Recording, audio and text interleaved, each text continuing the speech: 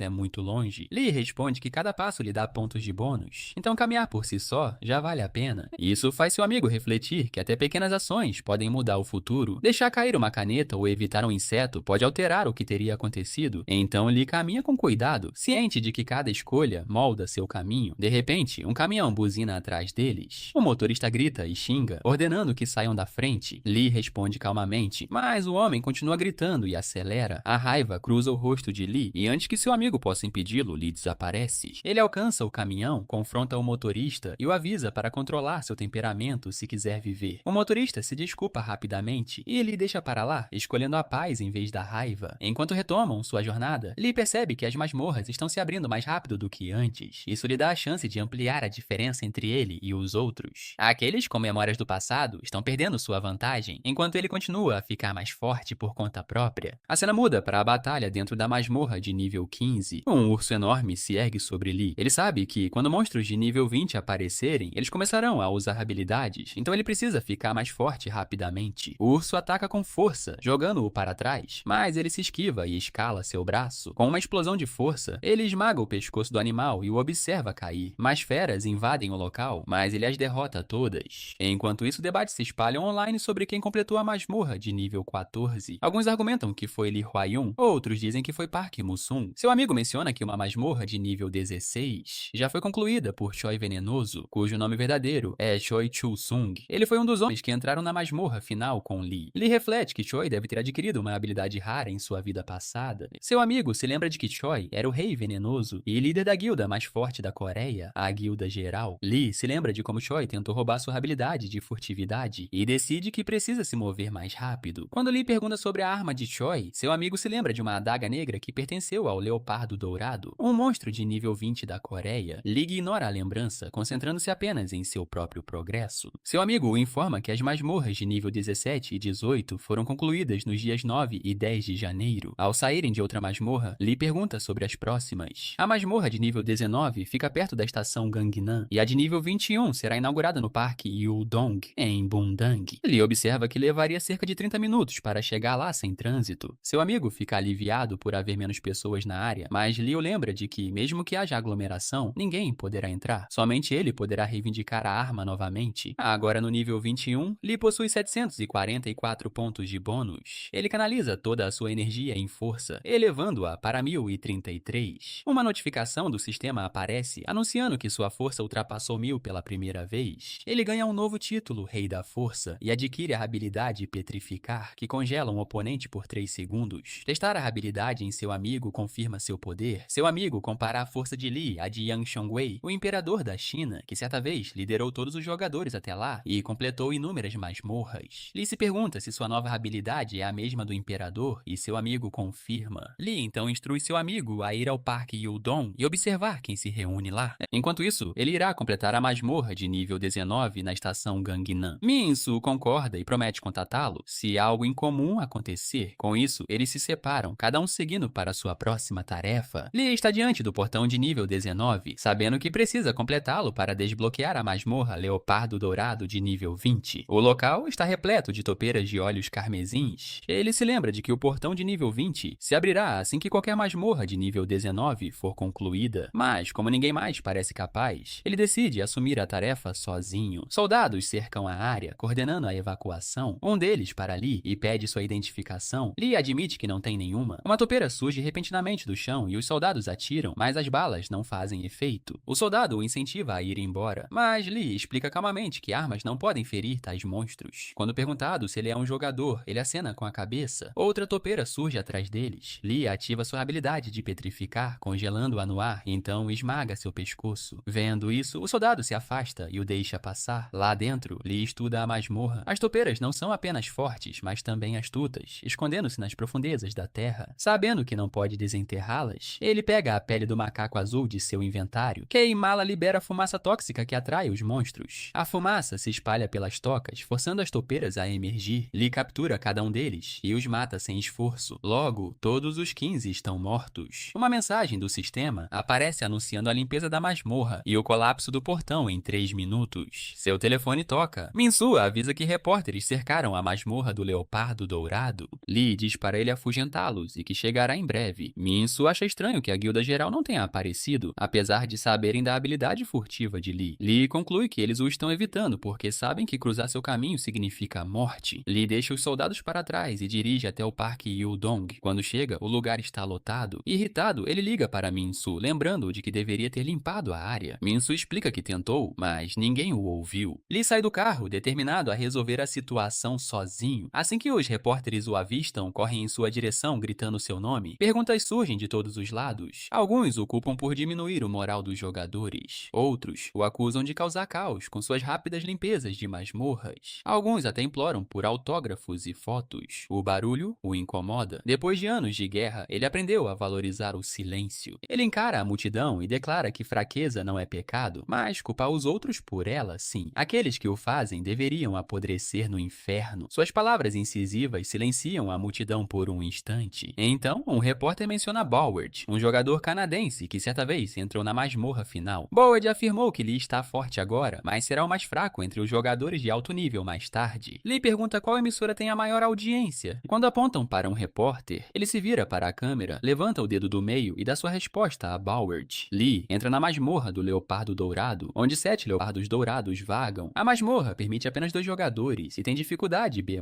conhecida por conceder itens raros. Ele se lembra de que caçar essas feras geralmente exige 2 jogadores habilidosos, e masmorras B, mas nunca são fáceis. Um leopardo ruge e o atordoa. Ele esperava por isso, sabendo que o rugido o impede de usar suas habilidades por um tempo. Sem suas habilidades, ele precisa lutar de forma diferente. Quando outro leopardo ataca, ele se esquiva de suas garras, ciente de que até mesmo um arranhão pode ser fatal. Ele ativa sua furtividade, movendo-se invisível pelo campo de batalha. Das sombras, ele ataca com rapidez, confiando em velocidade e precisão em vez de defesa. Percebendo que agarrar é sua única opção, ele agarra um leopardo e o arremessa contra o chão. A luta se prolonga, mas ele persevera. Finalmente, todas as 7 feras caem. Uma mensagem do sistema declara a masmorra limpa, e ele verifica seu inventário. Dentro dele encontra uma adaga chamada Adaga da Destruição. Sua descrição diz que ela canaliza a energia das habilidades de seu portador. Lee a equipa, observando que ela não possui atributos fixos, mas irradia um poder imenso. Ativando a armadura, ele vê a adaga adquirir a mesma habilidade. Quando ele se torna invisível, a lâmina desaparece com ele. Sua força cresce com a dele, assim como aconteceu em sua vida passada. Satisfeito, ele se prepara para partir enquanto o portão começa a desmoronar. Do lado de fora, uma multidão de repórteres o cerca novamente. Eles gritam seu nome e o bombardeiam com perguntas sobre Fearless, a masmorra e sua arma. O barulho o irrita. Ele vê Minsu por perto, pedindo desculpas por não ter conseguido limpar a área. Lee entende. Seu amigo não tem influência suficiente para impedi-los. Ele percebe algo estranho. Nenhum jogador apareceu. Normalmente, muitos correriam para cá para roubar seus itens ou habilidades, mas ninguém veio. O pensamento o perturba. Então, um repórter grita, perguntando quando ele conseguirá a habilidade única. Olho de Deus. Lee congela, confuso, pois nunca ouviu falar dela. Seu amigo faz um sinal ao ouvir o nome Olho de Deus, lembrando Lee de que essa já foi sua habilidade. Os repórteres se aproximam, exigindo saber seus atributos e nível. Lee responde calmamente que está no nível 24 com uma força de 1033. O silêncio se instala. Ele declara que está acima da lei e avisa que se alguém o incomodar novamente, ele os matará. No dia seguinte, o caos se espalha pelo mundo. Os jornais publicam manchetes chamando-o de o nascimento de um deus e zombando das provocações anteriores de Boward. Outros relatam que a masmorra do Leopardo Dourado foi concluída em menos de 40 minutos. Governos expressam preocupação e a Coreia do Norte o rotula como uma ameaça global. Todos os veículos de comunicação noticiam sua recusa em conceder entrevistas e suas ameaças à mídia. Mais tarde, Lee e Minsu estão sentados em sua sala de estar. Lee pergunta sobre o Olho de Deus. Minsu confirma sua existência, dizendo que Lee o possuía em sua vida passada. Ele lhe permitia ver os atributos e o inventário dos oponentes, tornando-se uma habilidade única e incomparável. Conforme subia de nível, evoluía por meio de um processo chamado Segundo Despertar, mudando não apenas em poder, mas também em forma. Minsu especula que, em níveis mais altos, a habilidade poderia detectar até mesmo movimentos sutis nas pupilas ou batimentos cardíacos de um inimigo, dando a Lee precisão perfeita em combate. Lee pergunta onde ele poderia ser encontrado, e Minsu sugere verificar o site dos jogadores, que rastreia os registros das masmorras. Embora não seja perfeito, poderia restringir a busca. Lee sabe que o tempo é curto. Muitos jogadores regrediram e correrão para obter a habilidade. Grandes guildas e jogadores de nível baixo estarão à sua procura. Minsu o lembra de que ele era um dos jogadores mais fortes em sua vida passada e que as pessoas falam dele constantemente. Rumores sobre o projeto Lee Hwa-yun se espalham rapidamente e as principais guildas começaram a estudar os registros daqueles que entraram na masmorra final. Lee se pergunta se esses registros foram feitos porque previram a regressão, mas Minsu esclarece que foram feitos para assassinato. As guildas documentavam cada jogador poderoso, anotando onde eles obtinham seus itens e habilidades. Esse conhecimento permitia que planejassem roubos e assassinatos. A guilda geral certa vez tentou roubar a habilidade de furtividade de Lee, usando chicotes e redes depois de descobrir que ele tinha armadura. Mesmo após falharem, eles o rastrearam de perto, esperando por outra chance. Lee percebe que esses registros são mapas do tesouro que levam diretamente ao seu poder passado. Minso admite que sua própria guilda também coletou esses dados. Habilidades e itens eram tudo neste mundo, e matar se tornou uma parte natural da sobrevivência. Ao rastrear os portões das masmorras, as guildas podiam adivinhar exatamente quando alguém adquiria uma nova habilidade. Lee reflete que a guilda geral, liderada pelo rei do veneno Choi Chul-sung, é a mais poderosa da Coreia e uma de suas antigas rivais. Eles já conhecem suas habilidades passadas e podem estar buscando algo ainda maior, o Olho do Deus. Minso sugere que eles podem estar usando suas memórias do passado para forjar armas poderosas antecipadamente. Lee concorda, mas acrescenta que provavelmente evitaram a masmorra do Leopardo Dourado por dois motivos. Primeiro, planejavam deixá-lo coletar suas antigas habilidades e itens, para depois matá-lo e tomar tudo de uma vez. Segundo, medo. Sua força já os aterrorizou o suficiente para que ninguém ouse enfrentá-lo novamente. Lee consulta o site do jogo e vê que a masmorra do Orc Negro de nível 21 foi concluída pelo jogador com o ID Poison Choi. Ele observa que Choi está se esforçando bastante. Antes, jogadores dos Estados Unidos e da China estavam no ranking, mas a partir do nível 20, apenas os nomes dele e de Choi Chul-sung permanecem. Ele agora está no nível 25 com 732 pontos de bônus, que ele atribui à concentração, elevando-a para 733. Ele reflete que ninguém ainda pode se tornar imperador, já que esse título exige um atributo acima de 1000. Quando sua força ultrapassou essa marca, ele ganhou o título de Rei da Força e desbloqueou a habilidade Petrificar, que pertenceu ao imperador Yongseongui em sua vida passada. Como apenas uma masmorra de nível 21 foi concluída até agora, ninguém poderia alcançar esse poder ainda. Seu amigo concorda com sua decisão, observando que a concentração é vital. Lee explica que ela aprimora a percepção de combate, a evasão e a precisão, permitindo que ele use sua força ao máximo. Também ajuda quando as habilidades estão indisponíveis. Quando perguntado se precisa de mais mana, ele responde que nunca fica sem, pois a controla com eficiência. Lee decide aprimorar sua habilidade de furtividade em seguida. Seu amigo sugere que a força bruta pode ser mais rápida, mas Lee explica que a furtividade oferece informações por meio de espionagem e infiltração, tornando-a mais útil. Ele planeja elevar sua habilidade para o nível 2, antes de visitar a sede geral da guilda. Ao saírem, seu amigo comenta sobre suas roupas simples e insiste que ele deveria se vestir de acordo com seu poder crescente. Embora relutante, Lee concorda e o segue até uma loja conhecida por vender roupas para jogadores de masmorra. O lojista, reconhecendo Lee, oferece as roupas como um presente em sua homenagem. Divertido com o gesto, Lee aceita e sai após se trocar. Ele então pergunta como aumentar sua furtividade. Seu amigo explica que a proficiência vem da compreensão e do uso repetido da habilidade. Certas ações aumentam os pontos de proficiência, o que aciona notificações do sistema. Lee imagina que outros jogadores regredidos já conhecem esses métodos e decide começar a testar. Eles entram em uma masmorra de goblins e orcs. Os goblins não representam uma ameaça, então Lee se concentra nos orcs. Ele ativa a furtividade quando um deles ruge por perto, testando diferentes abordagens. Quando tenta combinar a armadura com furtividade, falha, então ele volta à estratégia anterior e ataca o pescoço do orc, ganhando proficiência. Percebendo que o processo funciona, ele continua caçando até que sua furtividade atinja o nível 2. Agora, qualquer coisa que toque sua pele pode se tornar transparente, dependendo de sua mana. Satisfeito, Lee pergunta sobre a sede geral da guilda. Seu amigo lhe diz que fica em Cheongdan, distrito de Gangnam. Lee sorri, comentando que deve ser um lugar rico. Lee fica do lado de fora da sede geral da guilda com sua habilidade de furtividade ativa. Dois jogadores da guilda caminham à sua frente, reclamando dos problemas causados por Lee Hwa-yun. Um murmura que eles só fingem ajudar enquanto coletam dinheiro, e o outro o adverte para ficar quieto. Enquanto passam seus cartões, o guarda os cumprimenta, e Lee se esgueira para dentro atrás dele. Um jogador hesita, pressentindo algo estranho, mas ignora. Lee considera que foi por pouco, e houve um anúncio convocando todos os executivos para uma reunião às 9h30. Ele decide ir dentro da sala de conferências. Ele mantém a furtividade ativa. Um homem inicia a reunião, anotando a data, 14 de janeiro. Um jogador de nível A menciona a ausência do mestre da guilda, que está concluindo uma masmorra de nível 23. Outro se preocupa com o estado dele. Um jogador de nível B declara que seu mestre em breve reivindicará o Olho de Deus, e Lee anota a frase cuidadosamente. Eles discutem a possibilidade de monitorar Lee Hwa-yun, reclamando que o nome dele domina todas as reuniões e que não conseguem encontrá-lo. O vice-mestre Choi Han-sung comenta que, se não conseguirem localizá-lo, capturá-lo será inútil. Lee sorri por dentro, sabendo que ele está bem ali. Han-sung acrescenta que perder a habilidade de furtividade, a adaga e agora o Olho de Deus os destruiria. O homem que lidera a reunião afirma que Lee aparecerá para reivindicar o olho de Deus. Um executivo contesta, dizendo que o poder de Lee cresceu além da imaginação. Ele agita um jornal que noticia a força de Lee de 1033, dizendo ser impossível. Hansung descarta a alegação como um blefe para provocar medo e pede o plano. O homem apresenta documentos detalhando as ações passadas de Lee, revelando que ele reivindicou o olho de Deus na masmorra do Ogro Negro de nível 34, matando 4 membros da guilda. Ele pede aos que morreram que levantem as mãos, e Han Woo-sung, Lee Yu-jin, Park Gwan-ho e Go Sang-yun respondem. Lee os observa em silêncio, relembrando seus destinos. Yu-jin conta que a masmorra sempre guarda uma habilidade rara e que seu mestre os enviou para lá anos atrás. Eles haviam subestimado Lee, considerando um jogador fraco, e esse erro levou à morte deles. O medo transparece em suas vozes enquanto se lembram. Park admite que ainda estremece ao se lembrar. Yu-jin explica que a habilidade única, Olho de Deus, sempre aparece naquela masmorra e que o conhecimento deles agora inclui detalhes adquiridos após a regressão. Lee examina os documentos, anotando a localização da masmorra e as fraquezas dos monstros. Hansung pergunta qual é o plano deles. Yu-jin explica que seu mestre irá pessoalmente desta vez, e como apenas eles e Lee conhecem bem a masmorra, aproveitarão a oportunidade para matá-lo e recuperar o Olho de Deus. Ele propõe usar SA2 nos Ogros Negros. Outro jogador protesta, lembrando-o de que a droga é proibida. Yu-jin insiste que não há outra maneira de parar Lee. Park acrescenta que eles apoiarão seu mestre e retornarão com o olho. Ouvindo das sombras, Lee se pergunta silenciosamente se eles estão prontos para morrer da mesma maneira novamente. A imaginação humana não conhece limites. Mesmo enquanto monstros ameaçam o mundo, os humanos estudam seus restos mortais para criar ferramentas de sobrevivência. Os materiais dos monstros são diferentes de tudo o que se encontra na Terra. Alguns são mais duros que ferro, porém leves. Alguns queimam melhor que carvão, e outros são moldados em designs complexos. Essas descobertas impulsionam a tecnologia humana, embora nem sempre para o bem. Uma dessas criações é a droga SA2. Lee envia uma mensagem para seu amigo perguntando sobre a droga. Seu amigo fica alarmado e avisa que ela é proibida pela Associação Mundial de Jogadores. Quando Lee pergunta sobre seu propósito, seu amigo explica que ela amplifica o poder de um monstro. Um teste, certa vez, tornou um Goblin forte o suficiente para derrotar um leopardo dourado de nível 20. A droga foi originalmente criada como uma arma para liberar monstros em terras inimigas, mas causou caos, levando soldados e jogadores a morrerem para criaturas mais fracas. Na reunião da guilda, Lee Yu-jin explica que o SA2 dura 24 horas. Quando Lee Huayun aparecer no portão do Ogro Negro, eles planejam injetar a droga nos monstros, elevando sua força para o nível 100. Depois de matá-lo, eles se apoderarão de suas habilidades, itens e do Olho de Deus. Han Seung aprova, mas avisa a todos para manterem silêncio, ou a guilda entrará em colapso se a verdade se espalhar. Ele enfatiza que o Olho de Deus é muito valioso e incentiva a todos a ficarem mais fortes antes de enfrentar os Ogros Negros de nível 33. Yu-jin concorda e agradece o apoio. De repente, Lee recebe um aviso do sistema de que sua invisibilidade será desativada em breve devido à baixa mana. Ele se arrepende de não ter investido mais pontos antes e rapidamente aplica todos os 243 pontos de bônus em mana, elevando-a para 341. Yu-jin sente a mudança repentina e pergunta quem acabou de usar uma habilidade. Guanho descarta a possibilidade, mas Yu-jin insiste que sentiu um forte fluxo de mana. Antes que a suspeita se espalhe ainda mais, alguém entra para anunciar a chegada do mestre da guilda. Choi Chul-seung entra e a tensão aumenta no ar. Lee sente o poder emanando dele. Chul-seung garante a todos que não há motivo para alarme. Han Seung menciona o SA2, insistindo que é a única chance de derrotar Huayun, cuja força parece impossível. Chul-seung responde que Huayun não mente, embora seu poder seja realmente inacreditável. Ele então ordena que todos saiam. Enquanto Chul-seung passa, Lee considera confrontá-lo, mas decide se concentrar nos arquivos. Ele segue um homem carregando documentos, passando pela porta enquanto o homem o examina com o olho para verificar se há entrada. Sua alta concentração mantém seus movimentos silenciosos. Lá dentro, ele se revela, prende o homem com pele de macaco azul e pega os registros de sua vida passada. Ele estuda os papéis sob a luz trêmula de seu isqueiro. Os registros são detalhados, descrevendo cada batalha e cada jogador que ele matou. A leitura traz uma leve sensação de tristeza. Ele se volta para a lista de itens e habilidades, cada um ligado aos monstros de onde vieram, e acha a precisão quase admirável. Os registros do passado de Huayun revelam que, após concluir a masmorra de nível 245, seu corpo se transformou completamente. Sua forma sombria tornou-se instável e destruiu tudo em seu caminho. A visão era indescritível. Tornou-se uma habilidade de nível lendário que os jogadores mais tarde chamaram de Sombra de Lee Huayun, concedendo-lhe o título de Sombra da Morte. Após a reinicialização do mundo, esse mesmo poder agora pertence a Choi Chul-seung, mestre da guilda geral, ao ler os registros, Lee percebe que esta é a entrada final sobre seu passado e futuro. Ele suspeita que seja apenas uma cópia e exige o original antes de destruir o arquivo. Ao destruir o supercomputador que armazenava todos os dados da guilda, ele ganha uma enorme quantidade de pontos de bônus, mostrando o quanto a queda da guilda alterou o equilíbrio do mundo. A destruição do próprio arquivo altera o curso do futuro. Sabendo que a força deve vir em primeiro lugar, Lee investe todos os pontos de bônus em seu atributo de força, elevando-o para 2054. Ele envia uma mensagem para seu amigo, explicando que não conseguem prever o quanto a droga SA2 irá aprimorar os monstros. Seu amigo responde que uma força de 2000 por si só já é extraordinária. Quando lhe pergunta o que mais ele descobriu, seu amigo explica que a droga foi originalmente criada para aumentar as recompensas das masmorras. Os humanos acreditavam que monstros mais fortes tornariam as masmorras mais difíceis e com melhores recompensas, então experimentaram injetando a droga nos monstros. No entanto, o sistema nunca reconheceu a mudança, tornando a droga imprevisível e perigosa. Lee acha a droga problemática e se preocupa com o plano da guilda geral de usá-la em ogros negros. Seu amigo sugere testá-la primeiro. Eles injetam a droga em um goblin que ruge com poder repentino antes de atacar. Lee reage rapidamente, agarra-o pelo crânio e o esmaga, notando sua velocidade, mas percebendo que sua força ainda está muito abaixo da sua. Mais tarde, Lee entra em uma masmorra de nível 27 repleta de zumbis dentuços. O cheiro pútrido deles dificulta a concentração. Eles se movem tão rápido quanto macacos azuis, e suas mandíbulas de ferro podem esmagar qualquer coisa. Mesmo quebrando seus crânios ou órgãos, Lee não consegue detê-los. Então decide que a decapitação é a única solução. Usando furtividade, ele os corta um por um. A luta não concede experiência, mas ele ganha 456 pontos de bônus. Embora útil, ainda parece insuficiente. Assim que o último zumbi cai, o sistema anuncia que todos os monstros foram derrotados, e o portal irá colapsar em 3 minutos. Outra mensagem aparece, informando que a proficiência de sua habilidade de borboleta aumentou e que suas ações estão alterando drasticamente o futuro. Lee hesita, imaginando o que o sistema realmente quer dizer com essas palavras. Lee sai do portal e chama seu amigo. Ele pergunta se ainda há alguma dúvida, explicando que não precisa delas devido à regressão. Cada jogador recebeu 3 perguntas do sistema no início, e seu amigo revela que já usou uma para perguntar por que a regressão aconteceu, restando 2. Lee sugere perguntar sobre a proficiência da habilidade. Seu amigo hesita, preocupado que possa ser uma perda de tempo, mas acaba concordando. Quando pergunta sobre os pontos de proficiência para o efeito borboleta, o sistema responde que tal habilidade não existe. Chocado, ele diz a Lee que o sistema não conseguiu encontrá-la. Ele se pergunta se Lee possui alguma habilidade além do próprio jogo, algo como um bug ou um programa ilegal. Antes que possam discutir mais, um novo portal de masmorra aparece. Uma mensagem informa que uma masmorra especial de nível 1 com dificuldade de rank S foi desbloqueada e que apenas um jogador pode entrar. Lee recebe uma notificação de que ganhou mais de 4.000 pontos com o efeito borboleta, o que desencadeou o aparecimento da masmorra. Ele aconselha o amigo a perguntar ao sistema sobre isso, mas o amigo se recusa. Frustrado por a última pergunta ter sido em vão, ele reclama do criador do jogo, dizendo que o sistema nega o que claramente existe. Ele aponta para o portal, lembrando de que a negação do sistema significa pouco quando a prova está diante deles. Um aviso pisca, informando que o portal se fechará em 30 segundos. Ambos se perguntam se ele pode se fechar sozinho. Ele dá um passo à frente, dizendo ao amigo para questionar o sistema sobre o portal enquanto ele entra. O sistema responde que masmorras especiais aparecem quando um jogador ou pequeno grupo se torna muito poderoso em comparação com os outros. Essas masmorras são projetadas pelo deus do jogo para restaurar o equilíbrio. Concluir uma delas concede uma habilidade especial, feita para neutralizar um jogador invencível. Seu amigo percebe que o portal apareceu por causa de Lee, e que qualquer jogador que o concluir poderá obter uma habilidade forte o suficiente para desafiá-lo. O sistema explica que não pôde responder antes, porque as informações sobre as masmorras especiais foram adicionadas há poucos instantes. Irritado, o amigo murmura que Lee está prestes a ficar ainda mais forte. Dentro da masmorra, Lee caminha por um corredor escuro, observando que uma masmorra de rank S deveria, no mínimo, conceder uma habilidade única. De repente, um goblin surge à frente com um sorriso sinistro. Para a surpresa de Lee, a criatura fala, se autodenominando guardiã da masmorra especial e revelando seu nível 200. Ela zomba de sua surpresa, prometendo-lhe uma morte rápida e indolor, e então ergue uma esfera de fogo flamejante, arremessando-a em sua direção. Lee ativa sua armadura no momento em que o fogo o atinge. O sistema notifica que a proficiência da armadura aumentou. Ele percebe que ela se torna mais forte ao suportar ataques que ultrapassam sua defesa. A habilidade avança para o nível 2, concedendo a capacidade de liberar uma onda de choque. O Goblin parece surpreso com a força de Lee e ataca com outra onda de fogo, Lee usa sua habilidade de petrificação, congelando a criatura no ar antes de arremessá-la contra o chão. O Goblin grunhe em descrença, mas quando Lee agarra sua cabeça para esmagá-la, o Goblin bloqueia o ataque. Lee fica surpreso ao ver que seu crânio permanece intacto. Com um sorriso debochado, o Goblin invoca 3 clones. Um clone elogia o poder de Lee, enquanto outro se pergunta como ele sobreviveu por tanto tempo. Eles lançam rajadas de energia, mas Lee se esquiva rapidamente. Quando um clone ataca por trás, Lee bloqueia o golpe e contra-ataca. Sua armadura libera uma onda de choque, arremessando o Goblin para longe. A força o impressiona. O Goblin encara o clone caído, incrédulo, murmurando que nenhum humano deveria ser tão forte. Lee ataca novamente e destrói outro clone. Os 2 restantes recuam, mas ele não para. Ele observa a compreensão que eles têm da fala humana enquanto os persegue. Investindo todos os seus pontos de bônus em força, ele a eleva para 3.486. Lee avança com um poder avassalador. Um clone grita que suas mortes não podem fazer parte do plano dos deuses. Lee desfere um soco, obliterando-o instantaneamente. O medo toma conta dos olhos do último Goblin antes de Lee desaparecer furtivamente e perfurar seu pescoço com sua adaga. A criatura desaba. Ele sobe de nível, percebendo que é o resultado de ter derrotado um monstro de nível tão alto. Uma notificação anuncia que todos os monstros foram derrotados e que o portal se fechará em 3 minutos. O guardião de nível 200 caiu e recebeu uma habilidade especial. A expectativa cresce enquanto ele aguarda a recompensa. Lee recebe a habilidade especial Olho da Reversão, que lhe permite ler as memórias de outro jogador. No entanto, ela não pode ler as memórias de jogadores mais fortes que ele, e só pode ser usada uma vez a cada 24 horas. A habilidade tem o poder de reduzir a diferença de conhecimento entre jogadores do passado e do presente, que antes dependiam da experiência e da memória para se manterem à frente. Ao sair do portal, Lee encontra seu amigo, que imediatamente pergunta se ele ganhou outra habilidade especial. Em vez de explicar, Lee decide demonstrar e usa a habilidade nele. Uma mensagem do sistema aparece, perguntando qual memória visualizar. Lee seleciona o momento em que estavam no supermercado. A memória se desenrola diante dele como uma cena, completa com opções para pausar e retroceder. Ele avança para ver o pai de Minsu morrendo e a culpa que assombra seu amigo. Então, ele vê Minsu olhando para ele com admiração, acreditando que Lee poderia mudar o mundo e derrotar todos os monstros. Lee sorri ao ver isso e repete os pensamentos do amigo em voz alta, fazendo Minsu corar. Declarando que eles irão matar todos os monstros e dominar o mundo, Lee dá uma olhada novamente na mente do amigo e o flagra se referindo a ele como meu senhor. Ele provoca Minsu, que fica sem jeito e implora para que ele pare. Lee ri e decide esperar pela masmorra de nível 29. Mais tarde, Lee está em seu apartamento e publica uma atualização no site do jogo, anunciando a conclusão da masmorra de zumbis de dentes de ouro de nível 28. As reações são inúmeras. Alguns o acusam de injustiça, outros o elogiam, e muitos se preocupam com a destruição causada por monstros mais fortes. Alguns duvidam que a masmorra final possa ser concluída, enquanto outros o chamam de Deus. Lee ignora o debate e se concentra em publicar seus tempos de conclusão, já que os rankings oficiais do governo e da Associação Mundial de Jogadores dependem deles. Chegar ao top 10 lhe concederia liberdade de leis e impostos, mas seu verdadeiro objetivo continua sendo a masmorra final, que promete poder e fama incalculáveis. Min-Su retorna com a notícia de que Choi Chul-sung concluiu a masmorra da Aranha Venenosa Gentil, uma conquista que parece impossível sem uma nova habilidade. Lee suspeita que Choi esteja atrás do Olho de Deus e espera o confronto na masmorra do Ogro Negro. A cena muda para uma masmorra de nível 30 na Coreia do Sul, conhecida como Javalis de Chifre Negro. Lee enfrenta um javali enorme cujos chifres se expandem a cada rugido. Um único golpe poderia matá-lo, mas ele também conhece o imenso valor do chifre. Sua mana está baixa, já que o Olho da Reversão consome muita energia. Com 112 pontos de bônus restantes, ele os aloca todos em mana, sentindo-se com forças renovadas enquanto avança contra as feras. Os javalis avançam em direção a Lee e ele ativa sua armadura. Agarrando seus chifres, ele os crava no chão. Os chifres se recusam a quebrar, o que explica seu alto valor. Ele imobiliza as feras sob o pé e crava sua adaga no chão. A lâmina blindada libera uma onda de choque, surpreendendo-o com seu poder. Percebendo o efeito, ele corta os chifres com facilidade, mas se sente decepcionado com o pouco desafio que representaram. Segurando os chifres do javali chifre negro, Lee observa seu valor como materiais para itens lendários. Como já possui uma adaga poderosa, planeja vendê-los para obter lucro. O sistema então anuncia que todos os monstros foram derrotados e que o portal se fechará em 3 minutos. De volta ao seu apartamento, Lee encara o celular após postar uma atualização sobre ter concluído a masmorra de nível 30. A crescente atenção o irrita. Ele se pergunta quantos portais de nível 32 estão abertos por perto. Minsu responde que existem 2 na Coreia do sul, Lee suspeita que Chosun possa estar esperando pelo portal de nível 33, planejando fazer o mesmo. Minsu sugere que isso poderia se tornar um jogo de estratégia. Se ambos esperarem, o primeiro a passar pelo portão de nível 32 forçará o outro a se mover rapidamente. Enquanto isso, Choi Chousung está diante de um portão com 4 jogadores que Lee matou em sua vida passada. Guan-Hu duvida da eficácia da droga contra alguém tão poderoso quanto Lee. Eugen diz que a força de Lee é exagerada, mas Sang-Yun alerta que o poder de Lee pode ser real. Chousung afirma que não tem intenção de enfrentar Lee diretamente. Mesmo que a força de Lee ultrapasse 1000, ele acredita que os ogros aprimorados o derrotarão. Ele explica que a droga SA2 multiplica os atributos de um monstro por 20 durante 24 horas. Confiante em seu plano, ele decide deixar os ogros matarem Lee e depois pegar seus itens. Ao entrarem pelo portão, um grupo de ogros negros aparece. Chousung puxa o pino de uma bomba de fumaça SA2 e a rola para frente. Os ogros inalam a droga e caem sob seu efeito. Observando a transformação, Chousung sorri, planejando esperar o efeito da droga passar antes de recolher os restos mortais de Lee. Então ele e sua equipe deixam a masmorra. Lee chega ao portão com Minsu e percebe o silêncio sinistro. Ele conclui que os inimigos já usaram a droga nos ogros negros. Ao avistar pegadas, ele se pergunta como a suposta guilda de elite pôde ser tão descuidada. Minsu confirma que os ogros estão sob o efeito da droga e sugere esperar o efeito passar, mas Lee se recusa. Como eles já sabem a posição do monstro, mudar de planos poderia alertar o inimigo. Ele investe todos os seus pontos de bônus em resistência e diz a Minsu para se esconder, pois a guilda principal já viu seu rosto. Minsu concorda e espera o chamado de Lee. Sem ser visto, um dispositivo de vigilância da guilda os grava. Na sala de controle, os operadores da guilda rastreiam os movimentos de Lee e fixam a câmera no portão. Eles preveem que ele não durará mais de 3 horas. O líder da guilda ordena um relatório imediato para Chousung. Dentro da masmorra, o fedor obriga Lee a tapar o nariz. Movendo-se silenciosamente com a adaga em punho, ele sente o chão tremer com a aproximação de ogros negros, cada um empunhando machados enormes. Eles parecem mais monstruosos do que antes, e apesar de sua furtividade, o pressentem. Percebendo que seus sentidos estão aguçados por causa da droga, ele se prepara para a batalha. Um ogro arremessa seu machado, mas Lee ativa sua armadura e desvia. Ele lança Petrificar, corta a perna do monstro e crava sua adaga em suas costas até que ele caia sem vida. Outro ogro desfere um golpe com grande força e embora Lee bloqueie com a armadura, o impacto o arremessa para trás. Ele reconhece o poder do golpe enquanto mais ogros avançam. Eles arremessam seus machados, mas ele se esquiva com facilidade. Vendo suas armas espalhadas, ele nota que agora são inúteis. Agarrando um dos machados, ele o arremessa contra o ogro-chefe, decepando seu pescoço. Enquanto o corpo desaba, a matilha ruge de fúria e Lee prepara outro machado para enfrentá-los um por um. Com sua imensa força, Lee quebra o braço do ogro, deixando-o pendurado inutilmente. A criatura ruge de dor e balança o outro braço, mas Lee se esquiva e esmaga sua perna. A besta desaba e Lee permanece sobre ela, decidindo não matá-la ainda para manter o portão aberto. Ao seu redor jazem 9 ogros sem vida, mas o olho de Deus permanece oculto. Pensamentos sobre Choi Chousung e a guilda geral vêm à tona, e ele resolve atraí-los para dentro da masmorra. Ele joga as cabeças dos ogros para fora do portão e sai, provocando os observadores escondidos. O plano deles, diz ele, não foi nem inteligente nem eficaz, e os insta a virem rapidamente. Então ele retorna para dentro, pronto para a chegada deles. Na sala de controle, a equipe de vigilância observa em pânico. O administrador contata Choi Chousung, explicando que Lee jogou as cabeças dos ogros para fora. Choi Chousung percebe a situação e exige um veneno forte o suficiente para matar Lee. Ao ser informado de que ainda está em produção, ele ordena a execução do administrador, declarando que todos os inúteis morrerão a partir de agora. Em seguida, ele ordena à equipe que crie um potencializador capaz de perfurar a armadura de Lee em 3 horas. Em seu escritório, Choi Chousung esmaga um potencializador de veneno com raiva. O potencializador, em uma linha do tempo anterior, impulsionou sua ascensão, quando sua habilidade com veneno lhe rendeu o título de Rei do Veneno. Usando tecnologia futura, ele poderia produzir toxinas capazes de perfurar as defesas dos monstros. Mas, mesmo agora, ele não possui um veneno forte o suficiente para romper a armadura de Lee. Determinado, ele ordena que seus 4 jogadores matem Lee em 2 horas. Se capturados, eles devem tirar a própria vida para proteger o plano. Guan-Hu hesita, mas Choi Chousung o adverte de que o fracasso não será perdoado e promete que serão lembrados como heróis se tiverem sucesso. De volta à masmorra, novos ogros negros emergem. Um deles brande seu machado, mas Lee desvia com facilidade. Matá-los só faz com que mais apareçam e ele começa a achar a luta tediosa. Ele soca um deles, matando-o instantaneamente e decide ignorar o resto. Então, uma mensagem surge diante dele, anunciando que a masmorra atingiu o número máximo de jogadores. Lee sorri, sabendo que a da Guilda Geral finalmente entrou, Lee encara os jogadores da Guilda Geral e um arrepio percorre suas espinhas. Hyojin murmura incrédula, enquanto Guang-Ho lembra ao grupo que restam apenas 2 horas antes da chegada do mestre Shu Sung com o novo veneno para matar Lee. Lee observa calmamente o quão despreparados eles parecem. Guang-Ho percebe algo perturbador. Lee está de pé sem um único ferimento. Ele insta a todos a se prepararem para a batalha, declarando que eles só precisam aguentar 2 horas. Hyojin tenta fugir em pânico, mas Lee se move mais rápido, diminuindo a distância